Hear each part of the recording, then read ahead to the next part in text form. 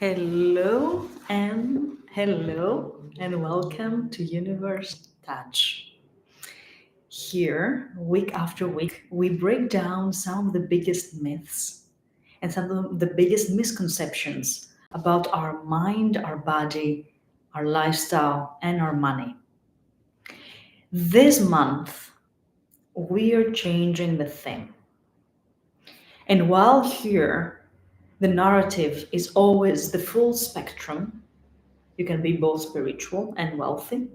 You can care for the world and create an extraordinary life for yourself. Every month has its own theme as we are going deeper into particular aspects and teachings. So, this month, which I'm very excited about, is called the baseline. And this is something I like to compare with the bottom line.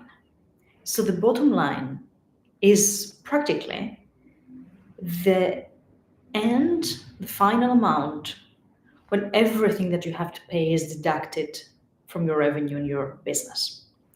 So I feel that the baseline is the same for our well-being. So if you strip yourself out from everything external, if the situation changes, if life changes, if reality changes, what are you left with? This is the baseline. And the baseline has 4 pillars that we're going to be talking about every one of the 4 weeks of April. We start with the body, mind, spirit, and emotions. So today we're going to go down the line of the baseline of the body, which is indeed the foundation of the foundations. So if the baseline is already your foundation, the body is the foundation of the baseline, so the foundation of the foundation. Because we live in this body. We are alive because we have a body. So without that, we are not here. So we're not even having this conversation. So it's extremely important. How do we treat our body? And there has been so many myths about the body. It's just kind of mind-blowing, to tell you the truth. And over the years, I have been caught into trends and myths and everything. And today I would like to share with you some of my personal experiences for you to be able to realize that some of the things you might have heard or you might be applying or you might believe that they're true, they might not be. And you are called to find your own way through the inspiration of my words and to find your own very unique signature of how does your body works in the optimal state. So let's go down there. The body has 3 aspects that are essential for it to be in the best state. And this is food, nutrition, exercise, and sleep. These are 3 of the fundamentals.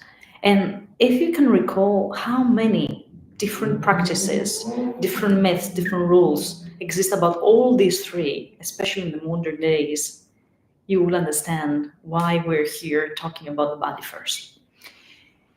So I always like to share examples of my life because my life is always coming to give me an example that what is commonly true, it's not true for everybody.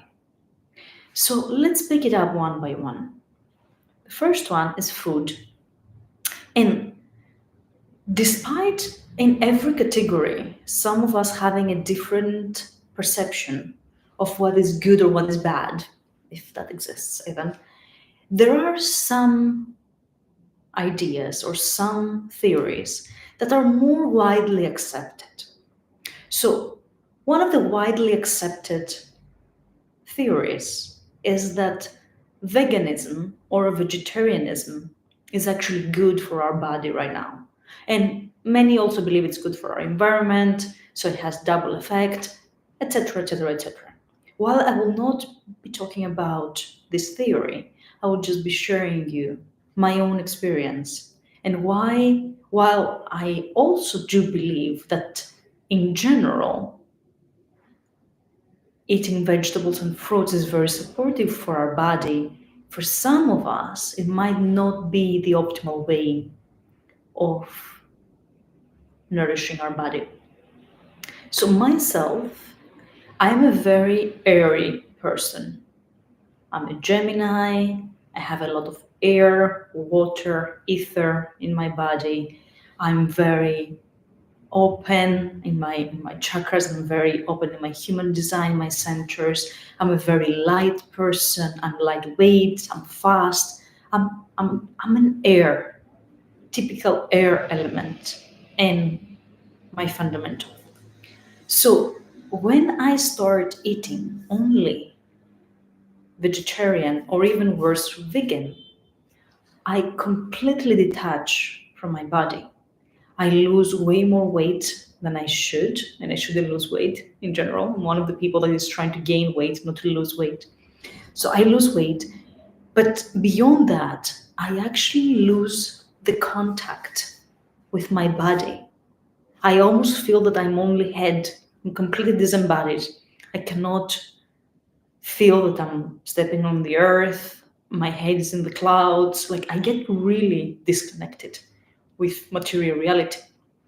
So I remember a time that once again hearing all the myths and theories and practices and everything about veganism, I'm like, let me just try it again. Like, cannot be like it's really very good theory. Let me just try it again. So I did. And I did because also like I was at that point, I was having a relationship and my boyfriend was very careful about eating good quality vegan food. So I'm like, okay, that's a very beautiful occasion because somebody's taking care also of the food. He's just not just eating very plain because you need the nutrition. So I did. And as you can imagine, about, I think it was like 2 weeks into this practice, 2, 3 weeks, I remember a day. I cannot even stand up from the bed because I feel that I'm either gonna fly or fall on the ground. And I'm just calling him saying, please bring some red meat or something heavy. I'm completely detached. I need something to bring me back into my body. And indeed, he did brought some heavy food and he came and laid on top of me. So his body weight and the warmth of the body, of the touch, could bring me back into my senses. It's completely outside. I was a small cloud somewhere. And that made me realize once again that despite in general being a good practice to eat vegetables and more fruits, because some of us are really refraining for that, it wouldn't work for everybody to go into the extreme of it. Having said that, I'm a person who eats mostly vegetables, but sometimes I need meat. And these times are not that often as if I was following my culture environment. So, having grown up in Greece, there is a lot of meat, way too much. That's also too much for my body, right? So, I have found a way of the right amount. And I will share more with you later during our episode, our session, how I approach that, because it's a very particular way that I'm approaching all the three basic aspects of food, exercise, and rest, sleep, in the body pillar of baseline. So, if you would like to check more about yourself, what would be the best in terms of nutrition, I would suggest that you check your composition of elements. So Ayurveda is great on that aspect because it kind of tells you which are the doshas, and that means what is the composition of elements that you have. And usually they can also give you a list of foods that are beneficial to your composition. So it's not a general rule that applies to everybody, it will apply to you and people similar to you, of course. So go and check what's happening here. If you are the opposite of what I am, so if you are a very, very, very embodied human being, like big bones, weight, structure, love being on the earth, very entangled with life, very deep into everything that's about pleasure. That's the opposite of my composition. Then you might need way more lighter foods like vegetables and fruits and vegan and even raw, so you can lift into the higher chakras. So it really depends, right? We are bringing, the goal is to bring a balance. It's not to take us to the extreme if we're already close to the extreme.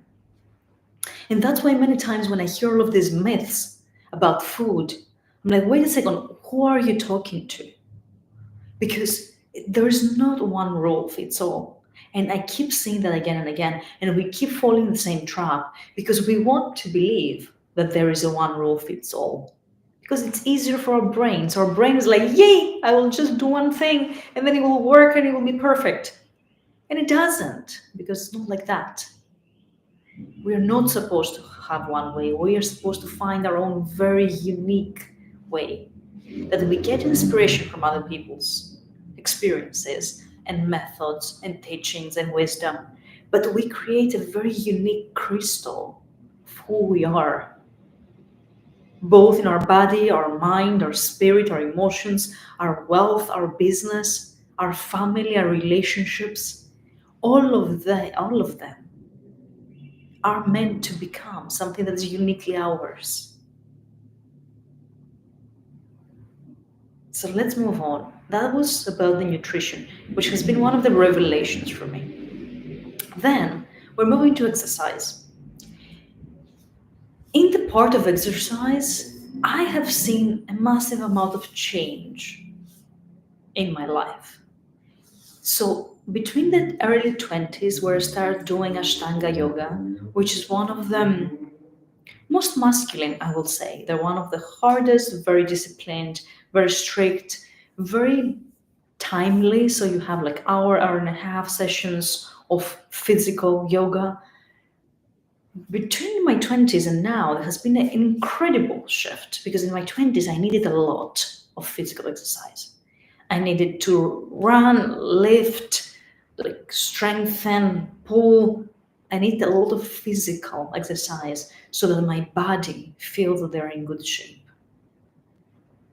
Now, in my 30s, I see that I actually don't need so much. And I actually, when I do too much or I do too intense, it's not good for my body. My body is suffering after.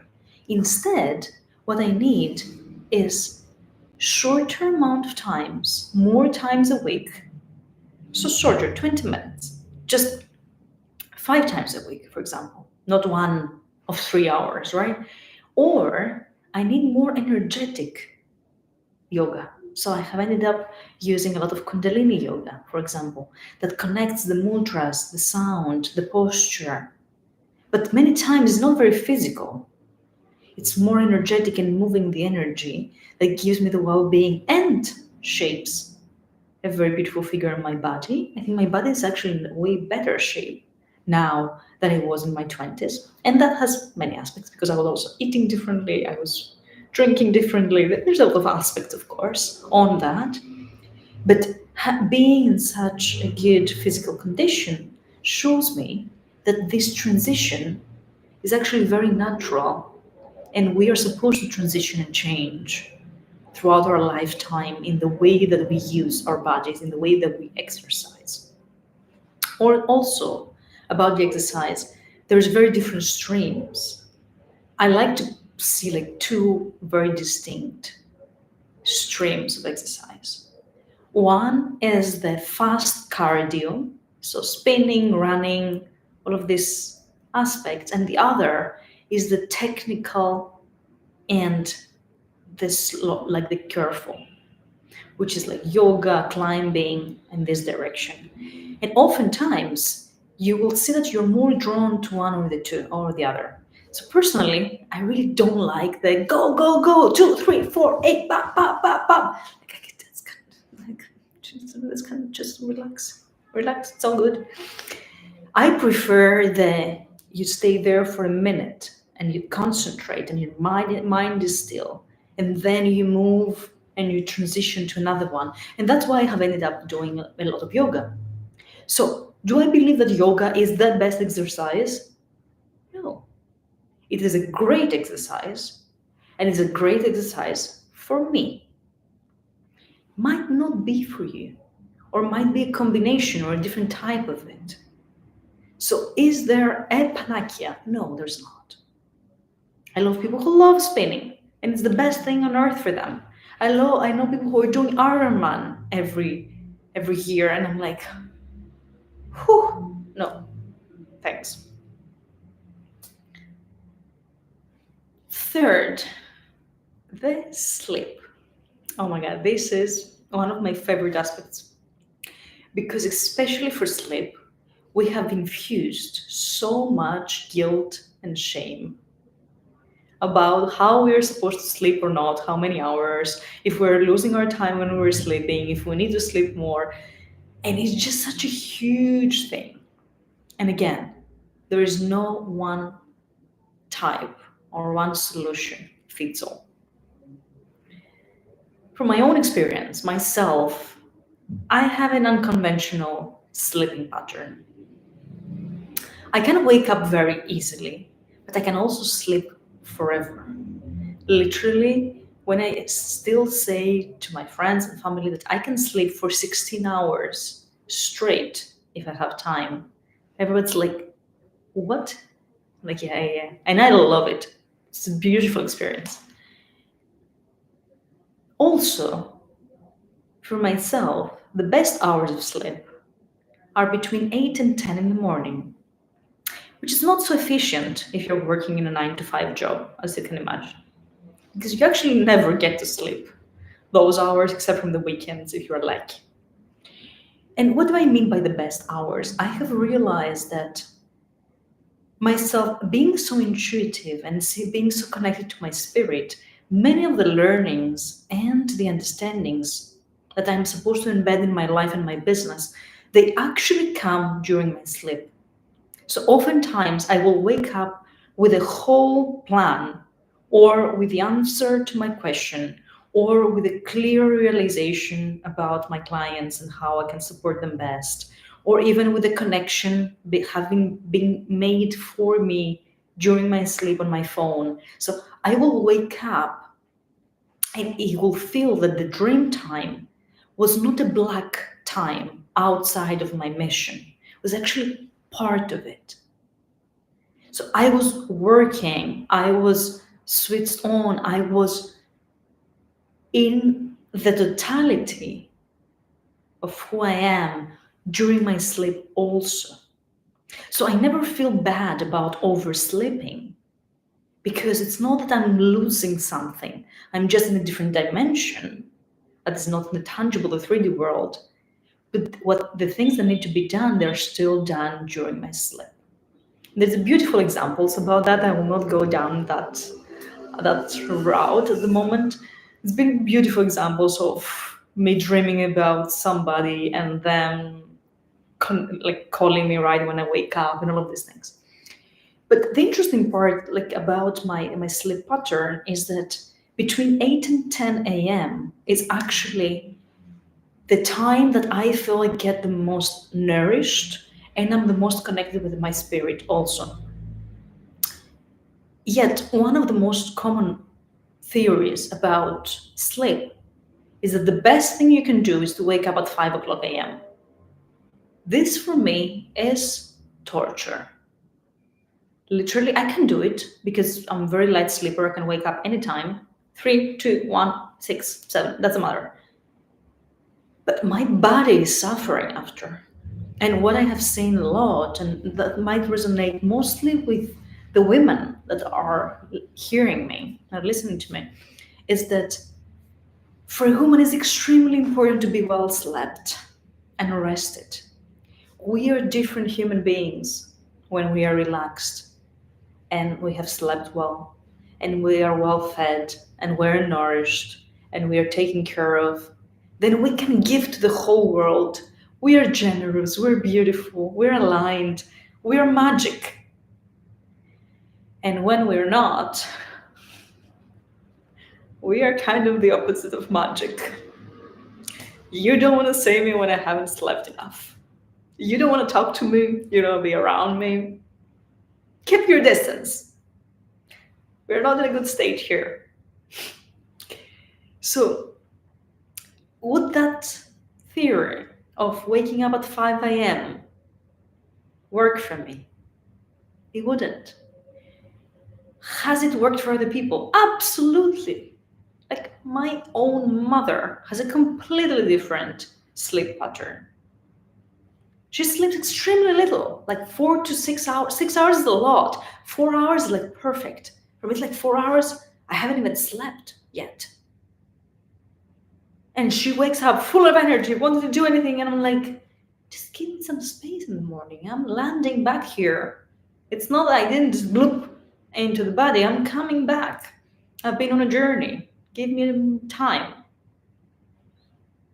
And then my wave comes, and then a second wave. And in the afternoon, I am the most alive and creative, and in the night, I can be very switched on. And then I can sleep late in the morning. And that feels very aligned for me. So I'm inviting you to find your own sleep pattern because there's not one way. And that's what is my main message for you today. We have approached the body with a very Western way, I will call it actually, with a very mind way. We are thinking that what we think and we believe is good for our body. But these are two different things. And that's why in the baseline, we will have a different session for the body, a different session for the mind, a different session from the spirit, and a different session for the emotions. Because there are actually 4 different aspects of us. They are interconnected, obviously, but they are very different. And what I see we have ended up doing a lot is that we are imprisoning literally our body to obey the rules of our mind. The problem with that is that our body has different needs from what the mind thinks is good for the body, because the mind gets influenced by opinions of others, which is great as an inspiration. But have you checked if those opinions apply to this body? Because not everybody literally is the same.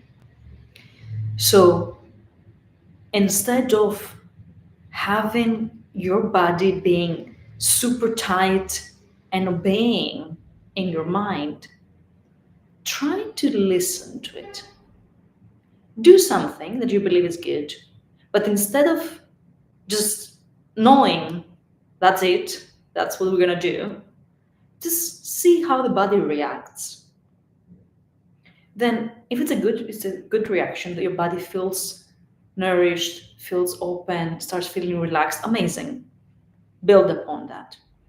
If it doesn't, if it starts feeling off, weird, disconnected, blocked, tight, just listen to it. It knows better than your mind what is good for it. Let us not do the same mistakes we often do with our children, that we believe we know better for them than they know for themselves. The body knows for itself what is good. We can give it directions and see and say, okay, this is a recommendation, suggestion, let's try it out. And try it for a little bit, because sometimes the body needs to adapt if you have, especially if you have like negative patterns. But don't obligate it to do something that feels wrong, because it will end up sacrificing the first pillar of your baseline. And this is the most important. We cannot even talk about the rest if the body is suffering. And unfortunately, in the times when we're living, there is a lot of suffering of the body. I know people who have been sick with serious illness for years, and they never read the signals of the body.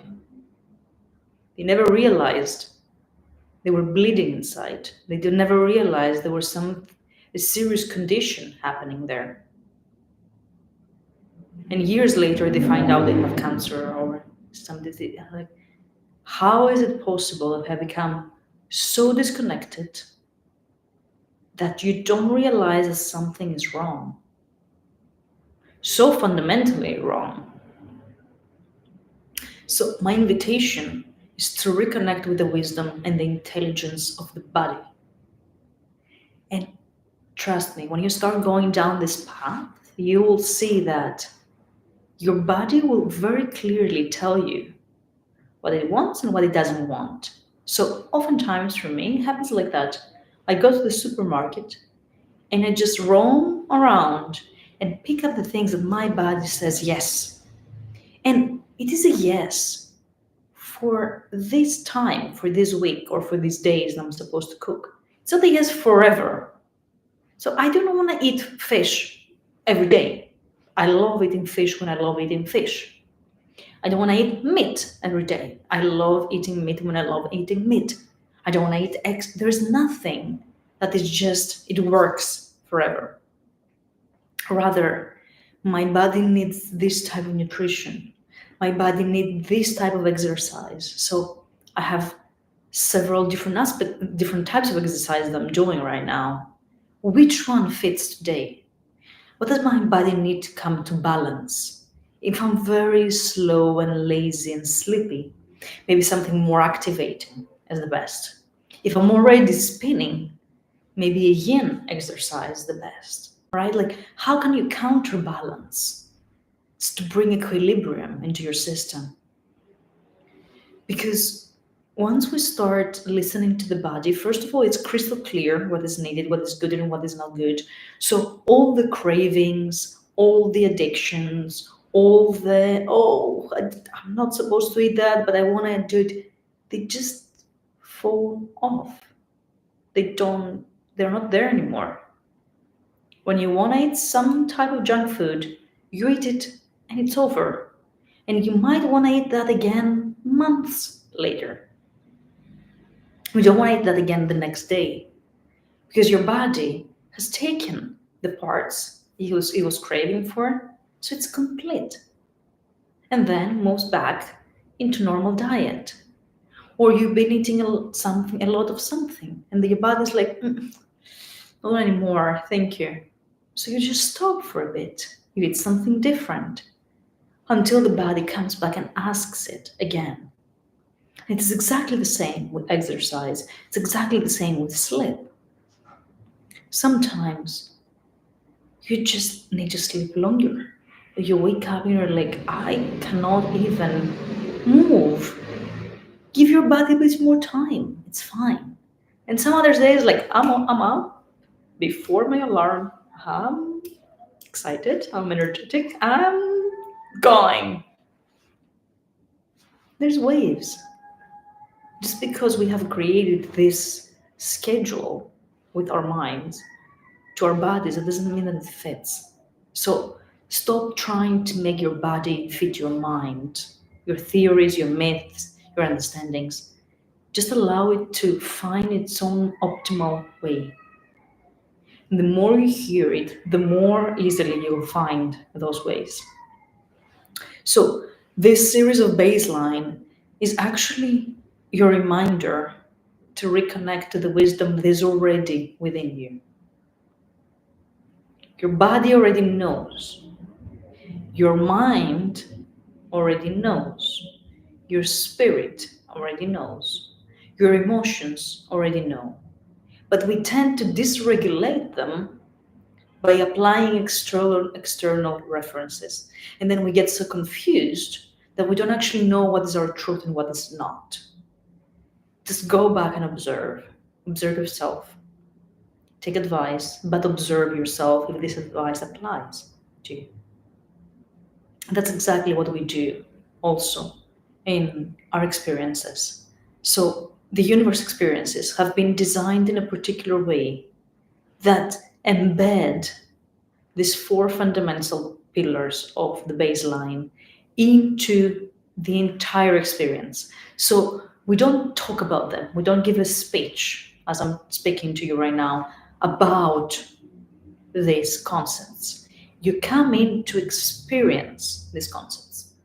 And once you have experienced them and see how different you feel, how amazing you operate, how clear is your mind, how good your body feels. Like all of a sudden there is an openness, how many thoughts and ideas and insights come to you automatically, how connected you feel, and how much you feel open in your heart when you have experienced that. It's first of all much easier to apply it in your everyday life after, and that's why we have created a very unique framework that everything is embedded in an experience that feels natural. So there is no way of you thinking that I can only do that in the UniVerse experiences. No, we are the spark, we are the inspiration. The invitation is to embed it in your life after. But having this experience together with others and observing the results in them, the results in you, it's life changing. And all of these four pillars are embedded in a very intrinsic, very subtle, but very profound design that we are using in the UniVerse experiences. So the experiences always happen with a combination of elements that bring these results into our lives. First of all, we are very careful about the energy that is hosting us. So the place that we are staying, the location, the property, the reason that where is it, why it has been built, who's taking care of it, all of this create an incredible energetic layer as a baseline of the baseline, that allows you to go 100 steps further than if we were doing it in a normal, beautiful, but normal retreat center. So we're taking care of the energetics, and this is more the connection to the spirit, right? So we start from there.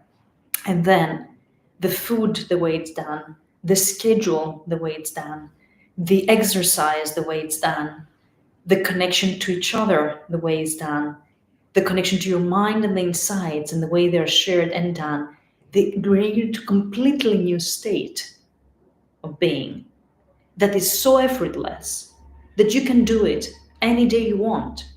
It's not something, it is very well applied.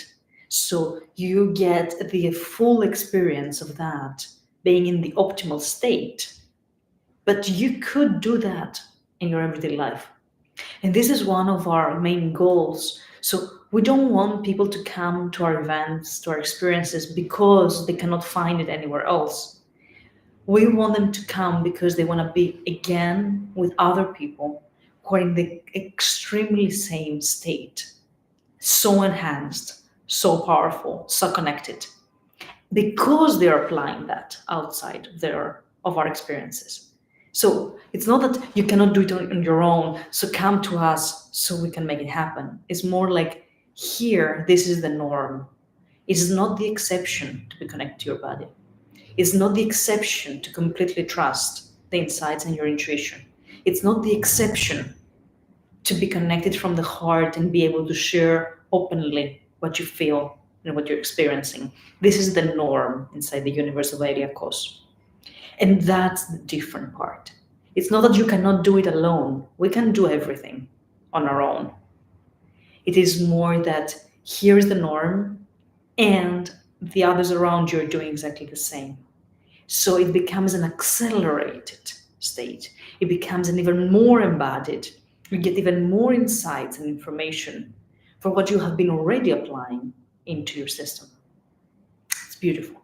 So the next one is coming up in May. We're going to be selecting 8 people because we have very limited spots. So we're going to be selecting 8 of our best leaders, business leaders, that are connected to their spiritual awareness, and they also have a big impact in the world. We're going to be selecting them. We have been sending out invitations. If you have received a personal invitation, please know that this is for you. We always go into different rounds of invitations. In the beginning are the people who are closer to us, or they are considering becoming a member, because that's also the only way you can become a member right now, through the experiences. So the first round is the people who are interested in becoming members.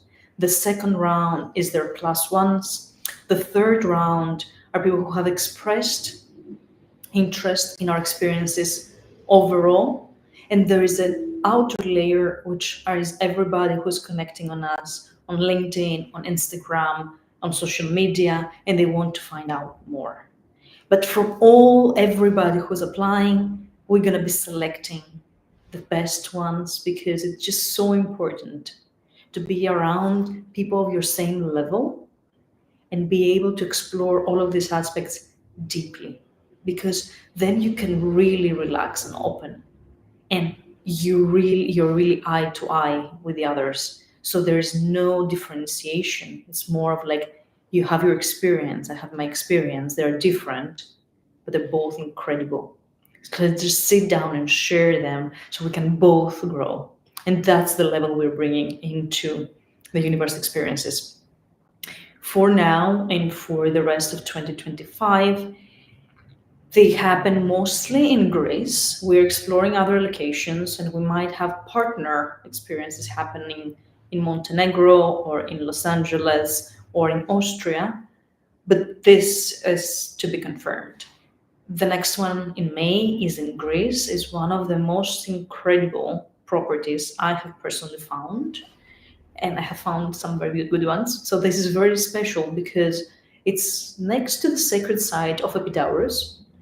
So for the ones who haven't been in Greece and haven't been in touch with ancient Greek history, this was the place. It's one of the best, well reserved theaters. It was actually the first theater of the ancient world, the way that we know them, the amphitheater. And it was a place where body and soul, the healing of body and soul, were coming together.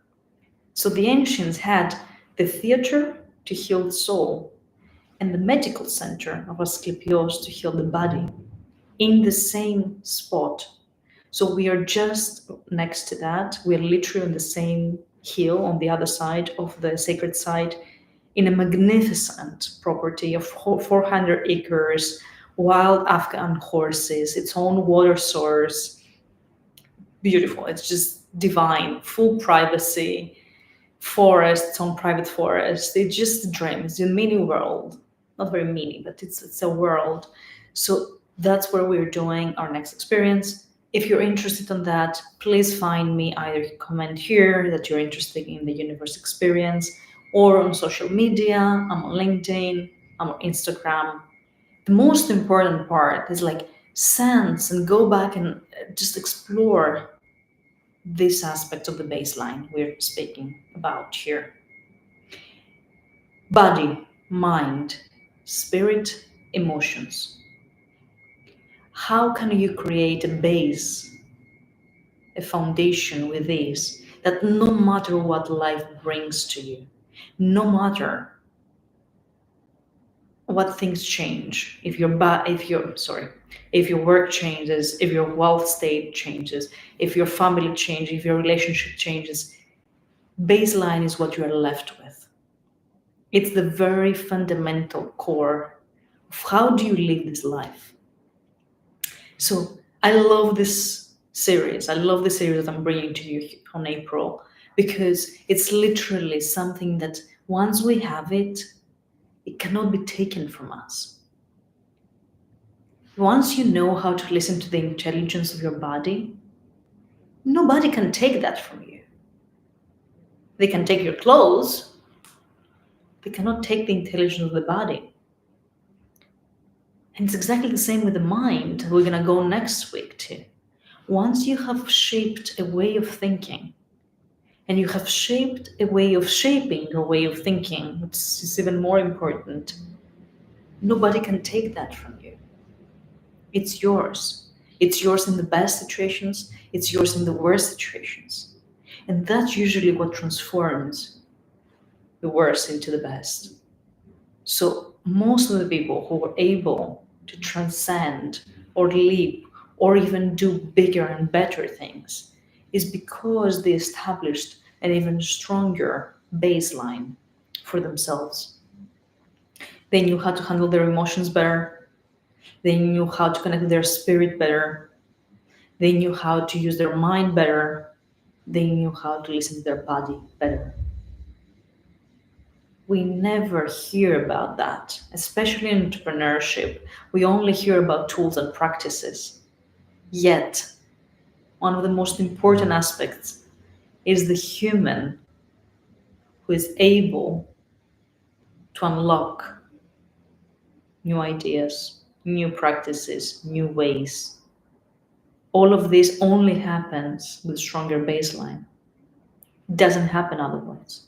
You stay stuck, you stay doing the same thing again and again. You stay half blocked, half toxic, half. And that many times happens because we believe that only the tools and the practices will bring us where we want to be brought. And this is not the case. The tools and the practices are amazing, but if you don't have the baseline to support them, nothing will happen. Because one of the four aspects of it will sabotage you. Do you know people who get sick very often, especially before opening a new step? It's very common. Your body is sabotaging you. Do you know people who get obsessed or get stuck in their mind and they cannot see clearly their next step right before transcending into something bigger? It's your mind sabotaging you. Do you know people who completely disconnect and they don't even know what they're doing anymore? They lose their purpose, they lose their reason.